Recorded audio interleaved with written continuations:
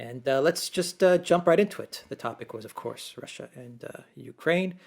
And let's see what people asked, and let's see what we can answer. From David, we got a $4 super sticker. Thank you, David. And Maria says we really need to talk a lot about crypto's lack of information, and it is important to have the info from trusted sources like you. Thank you, Maria. I actually do a lot of crypto, a lot. I do a fair amount of crypto reports on my channel. So, you know, and maybe we will cover a little more crypto, Alexander, as the central bank digital currency theme starts to creep in on us, because we are seeing it, creep up. But I think we're still maybe a little bit away from that. But Not people are very talking long. about it. The Biden Not White very House is long. talking about it. The European Union. They're And all China. talking about it. And China and Russia, they're all talking about it. So, I mean, probably, and I'm going to be straightforward about this, probably by next year, we're going to start to see all these digital currencies that we've been talking about: the digital dollar, the digital euro, the digital RMB, and the digital ruble all being rolled out. So, digital currencies are almost upon us. Yeah. So we will be talking about that a lot, I have a feeling, unfortunately. Freedom Autopsy Report says, I like the next day question thingy. You guys need a restroom break. Thank you very much for that. Let's see. Naz says, gentlemen, do you think there will be a false flag chemical attack in Ukraine? Well, I think we talked about it. It is a distinct and very, very real possibility. I'm not absolutely sure it's going to happen, because one is never sure until it happens. But it's a very, very real possibility. Maybe not that kind of attack, but some kind of a false flag attack. I mean, we're now discussing things the day following when we did the live stream. There's been more news coming from eastern Ukraine. It looks as if the situation there is becoming increasingly critical for the Ukrainian military. I've received a report, which I cannot corroborate, that as many as 76,000 Ukrainian troops are encircled in different parts of the Donbass. If the Ukrainian forces in Donbass collapse, then of course Ukraine is in a desperate position. What can they do in that kind of situation? The only thing they can do to save themselves would be to try to involve the Western powers, NATO. And how do they achieve that? Well, through some kind of incident of the sort you've described. So it's a real possibility, and I think we need to be very, very alert to it. The narrative, Alexander, is really interesting. The narrative that I'm getting coming out of the Collective West media is that Russia is going to seize these facilities. Then they're going to initiate some sort of a false flag chemical or bio on the Ukraine people in order to blame this on Ukraine or the United States. That's what a lot of people are saying. And I find this really weird, because it's so convoluted. In order, I mean, it's convoluted, but the most basic question is this. In order to initiate a successful false flag, don't you need to have a monopoly or a near monopoly on media, social media, soft power? Otherwise, what good is a false flag if you can't distribute it and disseminate it everywhere so that you get the people to believe it? I mean, absolutely. Russia won't be able to do it. No, of course not. I mean, the other thing, well, that's absolutely true. I mean, first of all, just to say, what you've described, what you've outlined is absolutely right, but it's so convoluted that already ought to make you deeply suspicious of this. That's the first thing to say. The second is, obviously, that kind of staging that kind of incident can only really work, especially in this kind of environment where, the Russians are present and they have all the resources to carry out on-the-spot investigations and all those sort of things. The only way you can do that is if you control the information space. And that's essentially what's been happening over the last couple of days and weeks and months and years, but especially, dare I say it, over the last few weeks. So, that's part of the course, I'm afraid. That's why it's called manufacturing consent. Well, You can't manufacture consent if you don't control the information space. Absolutely. So for Absolutely. me, Russia, any country, I don't think it's Yeah. possible for any country No. to do a false flag because they No. just don't control the information space. Exactly. Exactly. Exactly. And that includes Syria with what That happened in includes Syria. Syria. Absolutely. Of course. Yes. I think it to me, I say that was a U.S. CI deep state, whatever you want to call it. That was a false flag because they control the information. Assad didn't control the information space. of So course not. anyway, Of course not. let's see. Beltine Cottage, thank you for that super sticker. Yifan, thank you for that super sticker. Yov, thank you for that super chat. Frank, thank you for that super sticker. And Christian, thank you for that super sticker. Christian. Dominique, hello. Thanks for your comprehensive analysis. My best wishes to Gonzalo. Alex, looks like super chat works again for me. Thank you, Dominique, for that. S. Padaval says the Pentagon also debunked the Afghan bounties for soldiers, garbage floated by U.S. intelligence. Why are they doing it? We don't know. I mean, in terms of Ukraine, I think the Pentagon is absolutely clear. It does not want to get drawn into a conflict with Russia. I mean, they know perfectly well how dangerous that would be. The amateurs in the State Department, some of the people in the Atlantic Council and the other think tanks, some people in the media might be, delighted at the idea of a conflict with Russia. The Pentagon knows how incredibly dangerous that would be.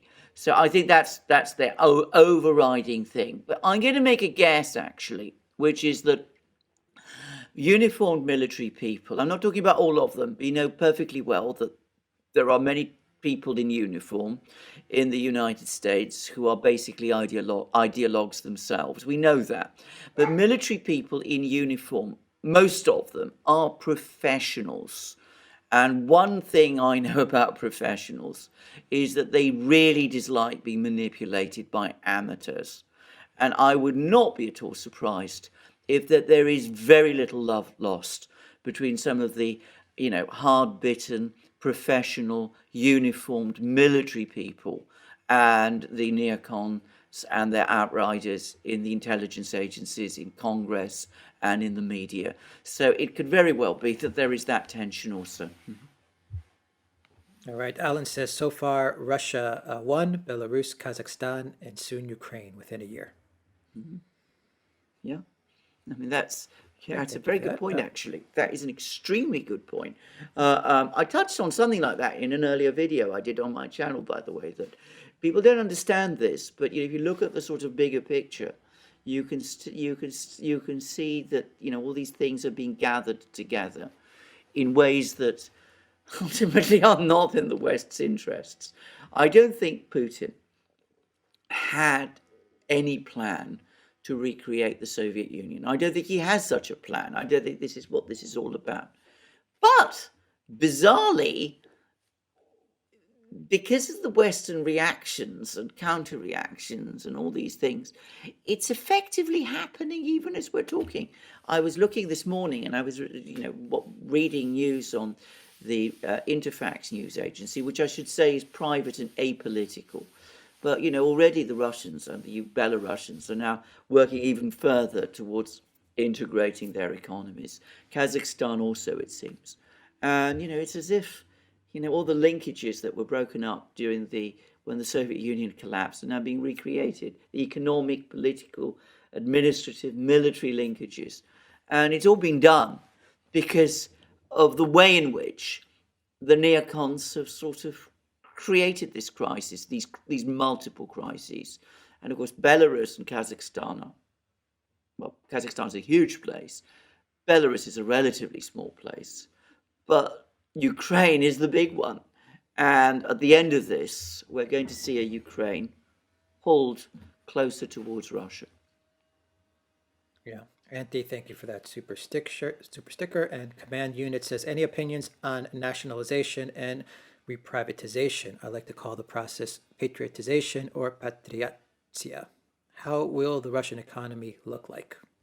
It'll look completely different in a couple of years. I mean, this is a program that I'd like to actually do because there's a lot to discuss here. I mean, there's a lot to discuss about the future of the ruble and the way in which, I mean, because Russia went in the 90s towards a profoundly, I mean, in the 90s and early 2000s, even under Putin, the Russian idea of forward progress was to integrate Russia fully into the world economy. So you attracted foreign investment, you made the ruble fully convertible so that money could go easily in and out of Russia, you joined all the Western financial institutions, and the idea was, the hope, the expectation was that that would lead to Russia becoming part of the world, the Western community of nations. Except, of course, it never quite worked out like that, because what happened was that the West, to the extent that it was ever interested in investing in Russia, always sought to invest in order to penetrate the Russian market or to gain access to Russian raw materials. And there's a fundamental difference, for example, between Western investment in China. China doesn't have a convertible currency. So the reason why the West invested in China, why factories were opened in China, was to make goods cheaply in China that could be exported back to the West. So it was benefiting companies, Western companies, by outsourcing their manufacturing to a cheaper location, which was China, exporting to the West, and that was what they were doing. When Western companies opened factories in Russia, it was in order to sell goods in Russia to the Russian market, and then bring those goods, bring the money, the profits from those goods that were sold in Russia through the convertibility of the ruble back to the West.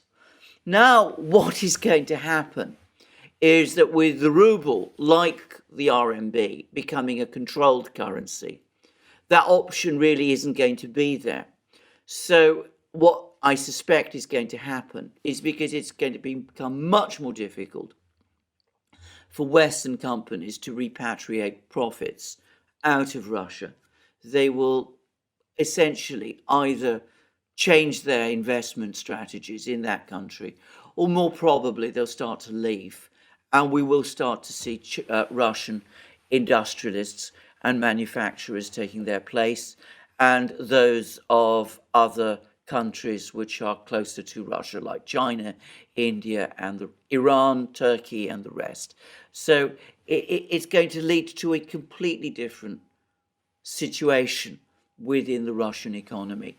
Now, that is a huge topic.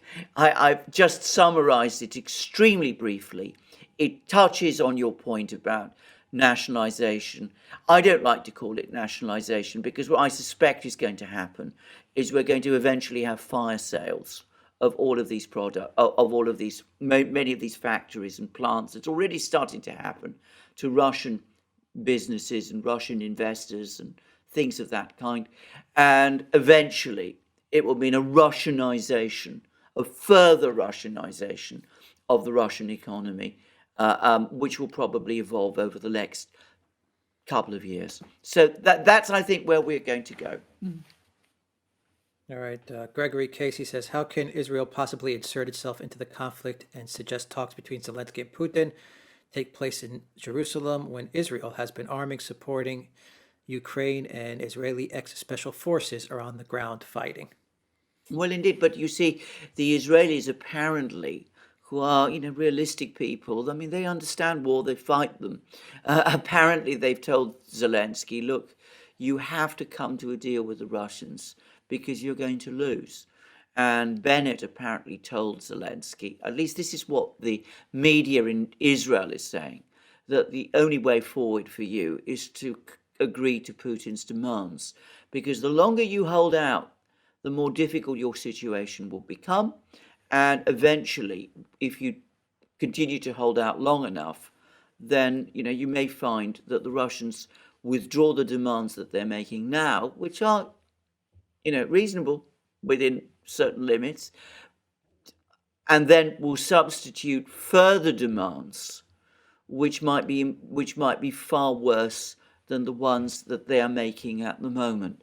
So the fact that the Israelis have provided military support to Ukraine in the past perhaps gives the Israelis some leverage over the Ukrainians, because they're also able, through that leverage, to explain the realities to the Ukrainians, which no other Western country seems willing to do. All right, V-Plan, thank you for that super chat. And Mitko says, will Bosnia, Kosovo, Macedonia be the next war, or Taiwan? What's your take? I have no idea, but one way or the other, wars are coming to both.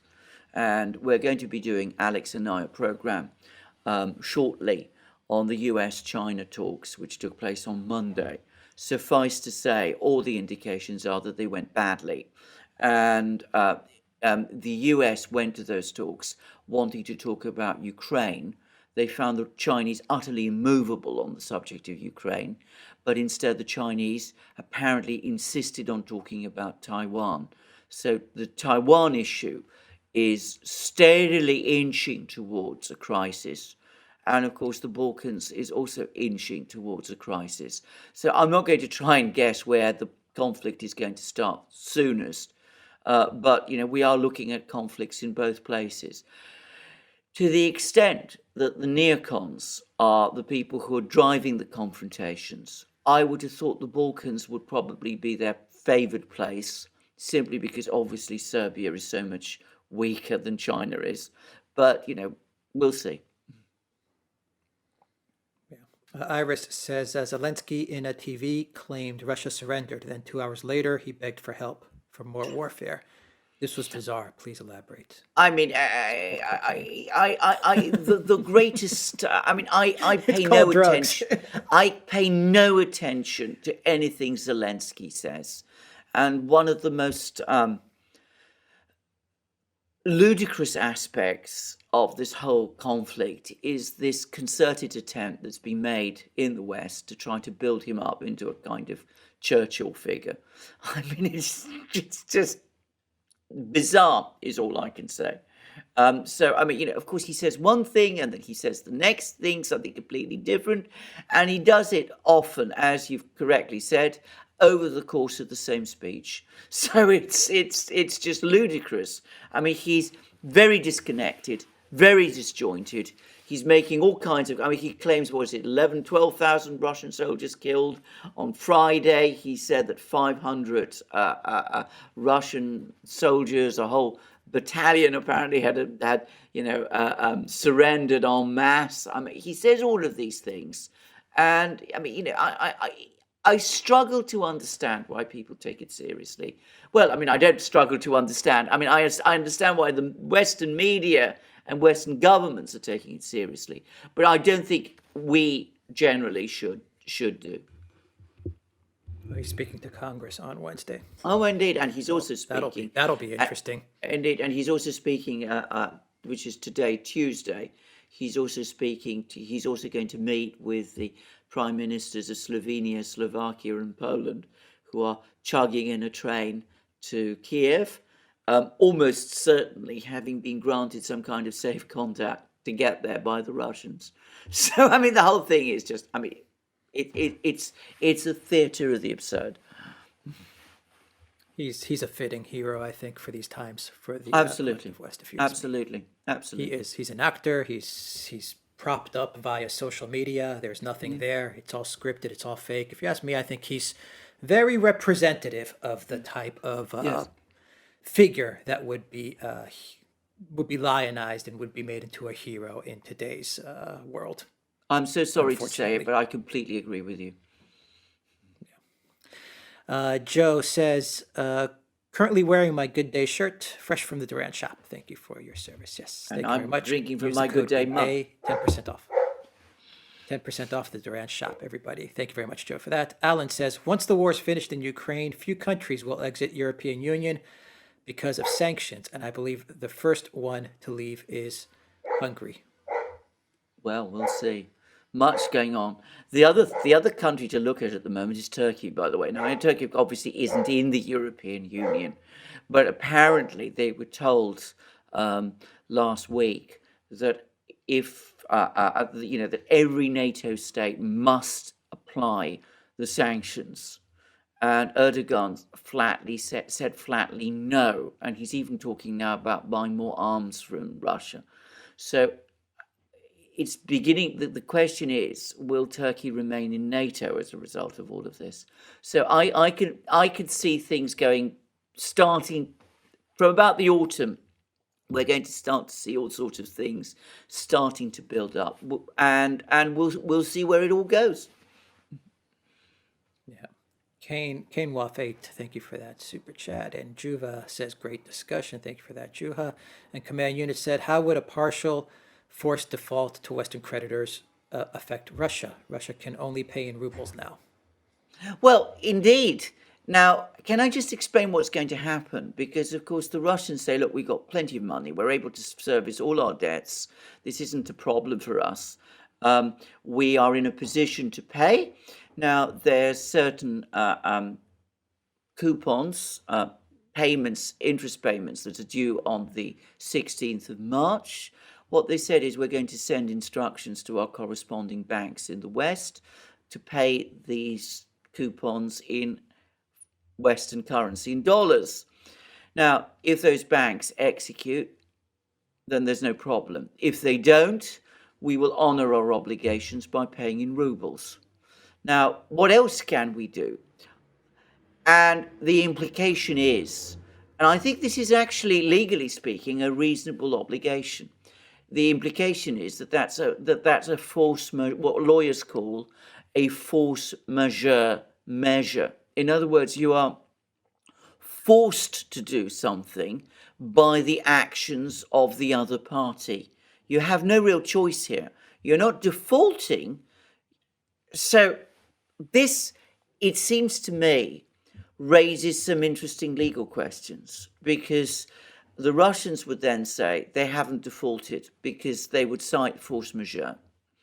And at that point, it basically comes down to whether or not you bring legal claims in Western courts, and how Western courts respond to all of this. And if it is a force majeure situation, do you start seizing Russian assets, which in theory also have sovereign immunity? I mean, I don't know.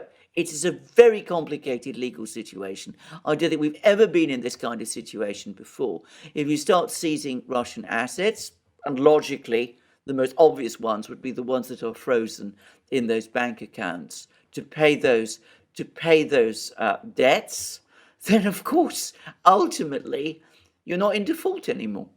I mean, the whole thing is, as I said, it has a very zany quality, and the legal implications of this are really extraordinary and very bizarre. Yeah. Why did they hold half of their reserves outside of? Well, Outside it's of their unheard control? of. It's unheard of. The only situation, that was a the big only mess up. circumstance, I mean, I've looked into the legalities of this. The only circumstance in which you can freeze reserves in that kind of way would be two. One, if it was ordered by the United Nations Security Council under Chapter 7 of the UN Charter, which of course it hasn't been. And the second, in the event of a formal declaration of war. Neither situation exists. So what is the legal basis under which it was done?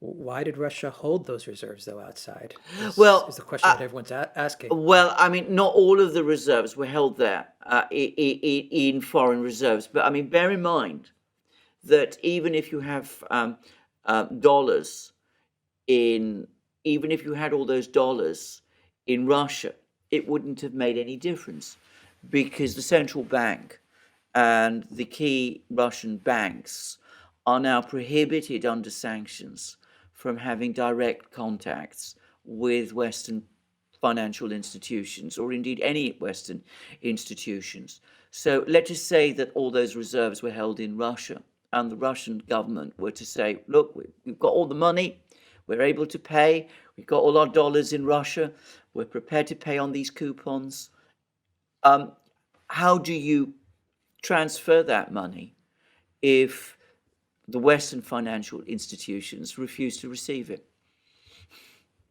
Right. All right. I think in some ways that's actually the even more serious problem, because the freeze, not all Russian reserves are frozen. In fact, what I understand is Russia is absolutely awash with dollars because of the amount of money that's actually pouring into Russia from gas and indeed energy sales, including oil sales, which we will come to, no doubt, in this program or in a later program. So it's not as if they are short of money. It's that at the moment nobody's prepared to treat with them, and Right. I mean this is an Crossfire. unprecedented situation. All right. Commander Crossfire says facts don't cease to exist because they are ignored. Thank you very much for that. That's so true. MCOM Black says, how does But can I does just say to Skolkovo that? come- Can I just say to that? Of course, in the postmodernist world, facts don't exist; only narratives do. That's what the concept known as structuralism was all about, and post-structuralism, and all these odd, literary studies that have become so influential in the West. Now, I absolutely agree with you. I mean, facts absolutely do exist, and you can't ultimately get away from them. But far too many people in the West appear to think otherwise. They think that they can make facts. Okay. MCON Black says, how does Skolkovo come into play with the funding of it by Hillary Clinton, among others? Will they get caught themselves, or are they removed enough? I think that they are removed enough because Skolkovo has been very profoundly remodeled, apparently, over the last 10 years or so. All I would say is I always thought the Skolkovo thing, which was very much part of the reset, Obama's reset and all that, was a misconception. It was a kind of attempt to try and use Western money and Western expertise and Western Silicon Valley technology to try and reproduce something similar in Russia. And actually, there were all kinds of Russian institutions that were, I know, very angry about the whole Skolkovo idea. And from what I've been able to work out over the last 8 years or so, since the sanctions started to hit in back in 2014, the emphasis anyway has tended to switch back to those institutions. I mean, there was an already very advanced or fairly well developed high technology hub at a place called Zelenograd, which was not far from Moscow. And the real emphasis anyway was being focused on the various institutions and parts that were controlled by the Rosneft Corporation, about which we know very little because they're connected with the military-industrial complex. Sergey says, what will happen to the UAE dirham when the US dollar falls? Will it still be tied to the USD? I don't think so. I think that the Saudis, the UAE, all of these countries will simply readjust as they did in the 70s. I mean, people don't know this, but until the early 70s, the price of oil was actually tied to gold. That was the actual link.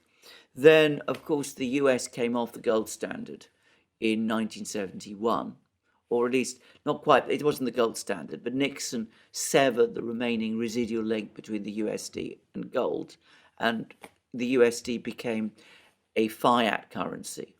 And then there was this negotiation between the US and the Saudis, whereby the US and the Saudis agreed that in return for the US providing security guarantees to Saudi Arabia, the Saudis would in return only sell their oil for dollars, for USD, and they got the rest of OPEC to agree to that. So the result was the petrodollar was then born, and around the petrodollar, the whole reserve currency status of the dollar was essentially reconstructed. So that was how it was done. But before that happened, oil prices were linked to gold. All right. Elena Diaz says, what do you think China's endgame on backing Argentina's claim on the Falkland Islands against the UK? I didn't know that they had that end game, that was even happening. I'm afraid this isn't a topic I know very much about. But both Russia and China have excellent relations with Argentina. They had excellent relations, obviously, with the Kirchner government. Then there was the right-wing government that followed, which became closer to the US, but the Chinese and the Russians maintained good relations with it. And they're now got very good relations with the present Argentine government. So it's unsurprising, I suppose, that they support the Argentine position on the Falklands, Malvinas Islands. I don't think that they have any particular motivation to go beyond that. And given that both China and, of course, especially Russia now have very bad relations with Britain, why wouldn't they support a country with which they're friendly and which is friendly to them, which is Argentina, against a country, Britain, which is neither friendly to both of them? All right. Commander Crossfire says mass rally in support of Russia held in Belgrade. I heard about it. We saw that. I saw those. Yeah. I saw those videos. Eugene says, is Putin pushing for the federalization of Ukraine and assurances on the Russian language in the negotiation? If not, will this be a likely outcome anyway? I think he is, and I think it will. Is the short answer. So, of course, that all depends on whether the Ukrainian government itself is prepared to come to terms, and there are some questions about that. Gino Passos says, the world map of countries that sanction Russia seem to be the current empire map in shrinking. No, it's exactly the same. I mean, it's very striking that no country outside the collective West has gone along with this. Singapore only to a very tepid degree, or so I understand. Freedom Autopsy Report says, you guys are missing the cloud word pivonism, which is to create an unsustainable welfare state designed to collapse in order to set up a Leninist state. Well, possibly. I mean, we will see. I mean, whatever's going to happen, we're going to have massive economic turbulence over the next couple of years. No one should be under any doubt about this. And there was that book by Naomi Klein, I think it was, a couple of years ago, about chaos, the chaos doctrine, and collapse everything. I come back to what I said. I think it's less likely to result in a Leninist state. It's more likely to result in systems collapse. From Toilet Sauce, the French are calling for a ceasefire because that worked so well for the last 8 years. The French are calling for a ceasefire, and so are the Germans, because they want to save the Ukrainian military in eastern Ukraine. And there was a very, very tough conversation between Putin, Macron, and Scholz a couple of days ago, in which the French and the Germans were pushing very hard for a ceasefire, and Putin said no. Local ceasefires to get people out of cities, yes, but an overall ceasefire, no. Because Putin made that mistake in 2015 with Angela Merkel. Yeah.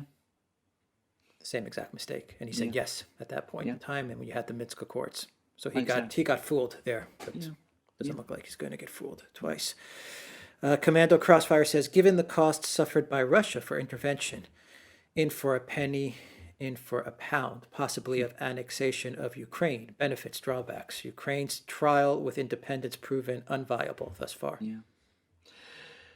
I am absolutely sure that there are people in Moscow and in the Kremlin and in the government who are saying exactly that.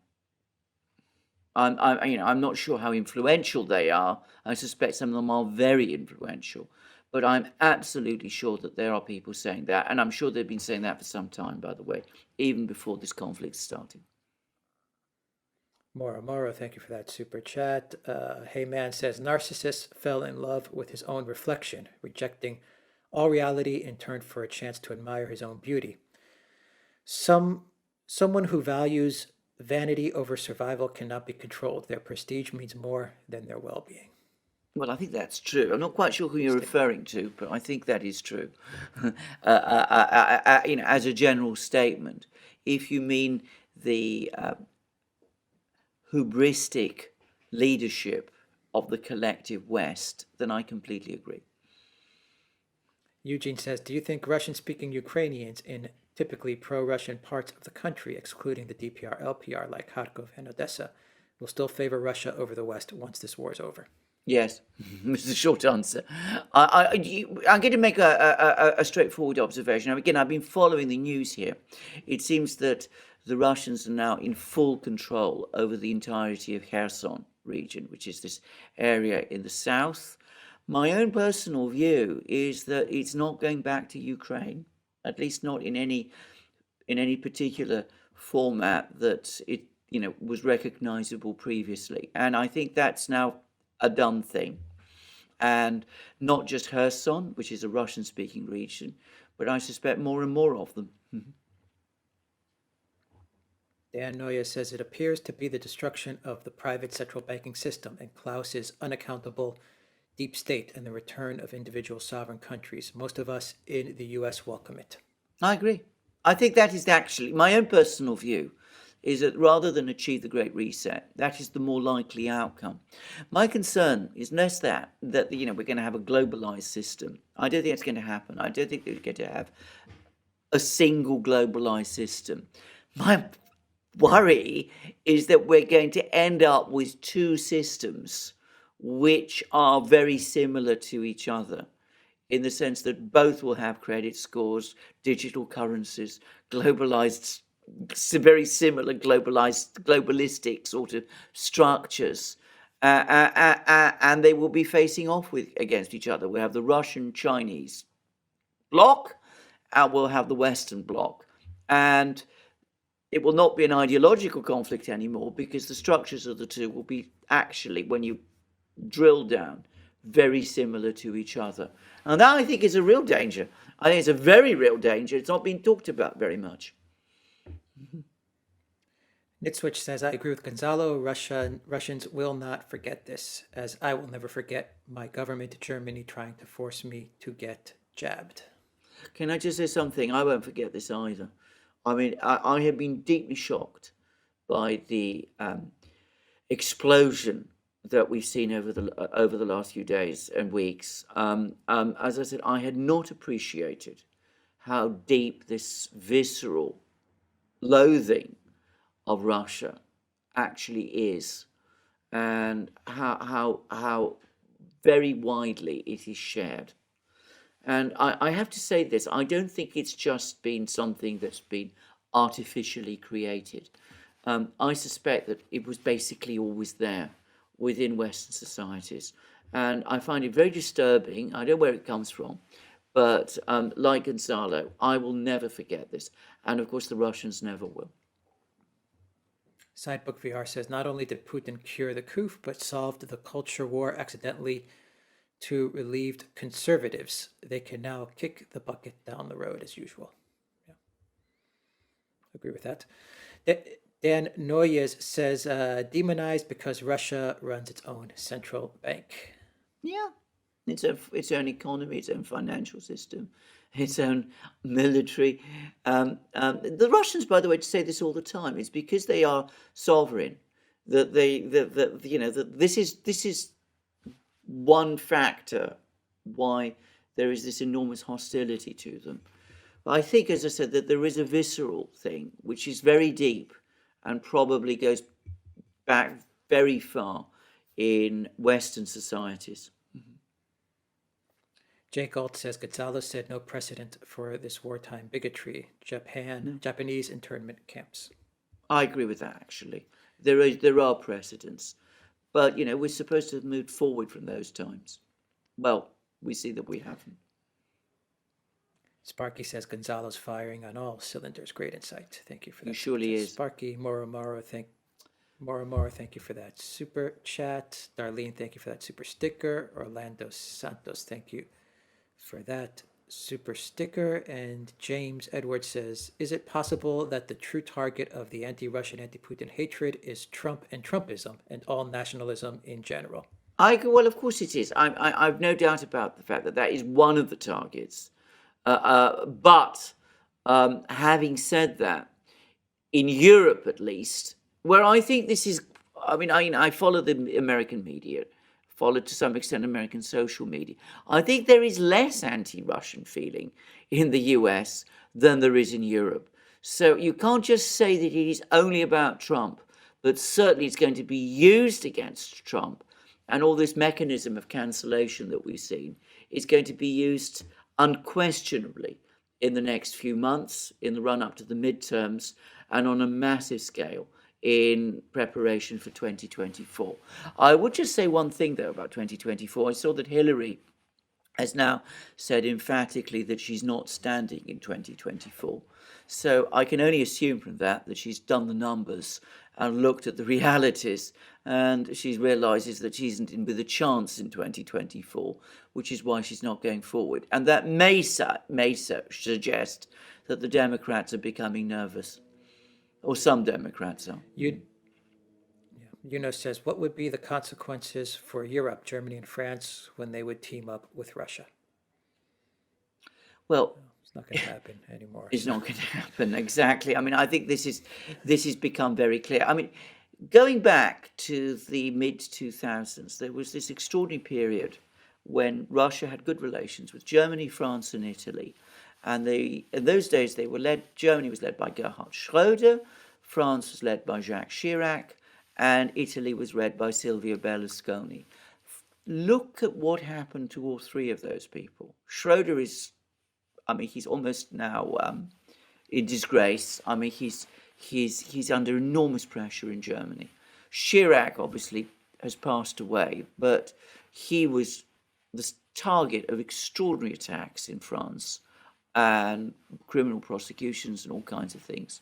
And of course, Berlusconi, well, maybe in his case, a lot of that was deserved, but the same thing happened to him in the end. And remember, the European Union engineered his removal. Gender Neutral says, we are all concerned for your safety, Gonzalo. Yes, we are. Thank you very much for that. Gender Neutral. And Toilet Sauce says, NATO's bizarre warning, read bluff, to Russia was an attempt at meddling in how Russia conducts its wars. It's like when they told Russia where it can station its army on its own territory.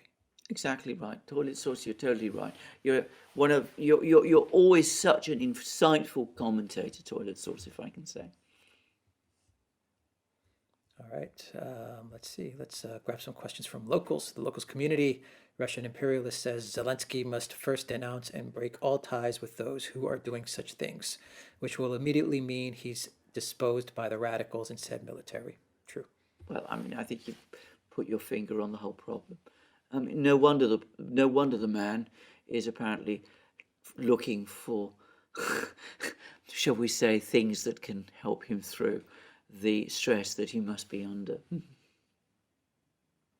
probably giving it to him. Well, they're making sure he gets his sure dose. Danish says, has anyone confirmed the Western MSM that Russia asked China for weapons? The only thing wrong with that is that China buys Russian weaponry, not the reverse. No, absolutely. Nobody's confirmed it, and it can't be confirmed. The Chinese have denied it, and so have the Russians. I will say the denials were not exceptionally strong, and that did make me wonder.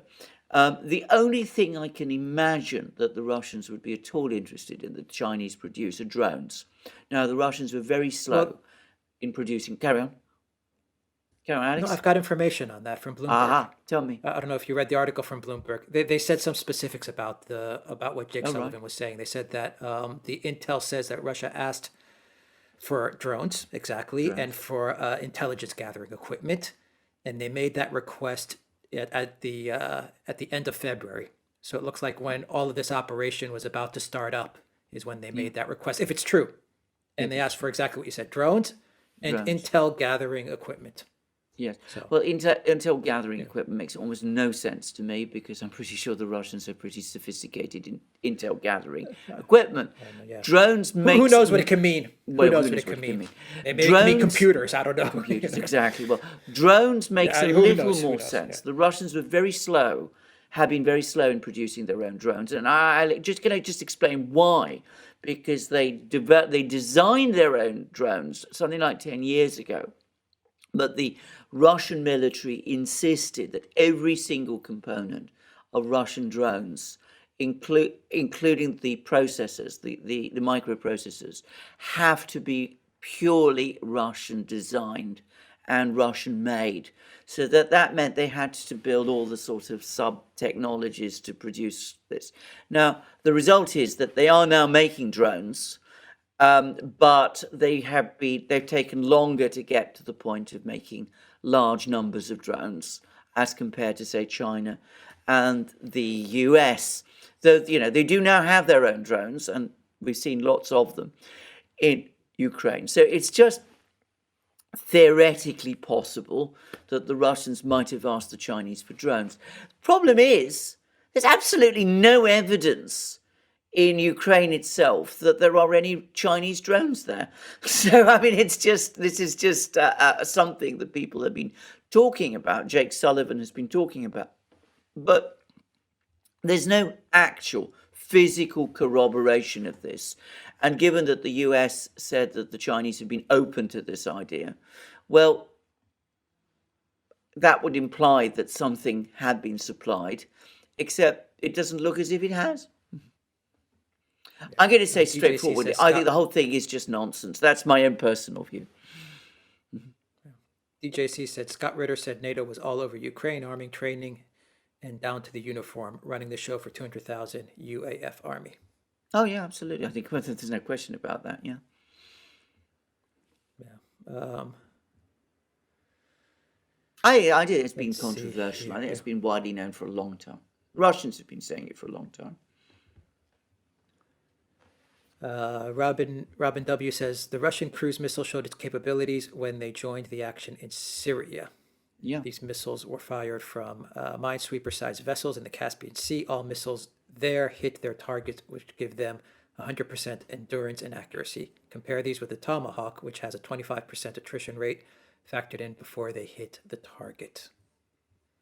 Well, absolutely correct. And can I just add something? I mean, there's been lots of talk in the West about the accuracy of these Russian cruise missiles and the fact that they're supposed to, not be particularly reliable or as accurate as Western cruise missiles. This was a pinpoint strike. The attack on the base in Western Ukraine was a pinpoint strike, even to the particular buildings, and carried out over enormous distances. So clearly these are extremely accurate weapons and very, very effective ones. Danish says, I do believe we will see double-digit inflation in Australia. Price of petrol on the Central Coast is from $2.18 from 91 unleaded and $2.49 for 98 octane. We are going to see double-digit inflation everywhere in the West, and I gather there's already big protests in Albania. There's been protests there, and I'm sure we're going to see much more of this. And of course, Biden is trying to blame it all on Putin. Of course, W. Baker says the financial brinksmanship games are a feature for Davos. Very true. Yeah. And Real Sense says the only chance the West and especially the EU cornered wimpy mice, rat would be too exaggerated, have left is a Russia's defeat in Ukraine, even if no one knows what a defeat means, since militarily the Cauldron's counters say a different story. My point is the West will cringe into agonizing for them confrontation, which will bring despair and recourse to crazier and crazier responses, not to mention the globalist full-fledged tyranny which will be applied internally. I understand all of that, and I think that's essentially true. The only thing I would say is if there is a Ukrainian collapse in eastern Ukraine, which in my opinion is only a matter of time, the West will find some way to spin it. I mean, don't underestimate. It. What? They won't report it. Yeah, I'm sorry, they won't report. They haven't been reporting any of it. Zero. any of it. So exactly. no one would So even know that they something know was about going it. on in the East. Exactly. Exactly. I mean, we're in a bubble because we know about it, but if you just take the average person in the U.S., Yeah. they have zero idea what's happening in Kherson or Mariupol. Zero. Zero. Yeah. So I don't think they even have to mention it. No, exactly. So I mean, when you have that kind of control over the media, I mean, you could basically spin anything you like. Yeah, absolutely. I mean, we take it for granted that we know what's going on in the East, but no one in the U.S., no one, most people in the U.S. have no idea. Exactly. Danish says, despite the seizing of Russian assets, the Russians are still making up to $750 million to $1 billion a day, 7 days a week. Yeah, true. And by the way, I'm not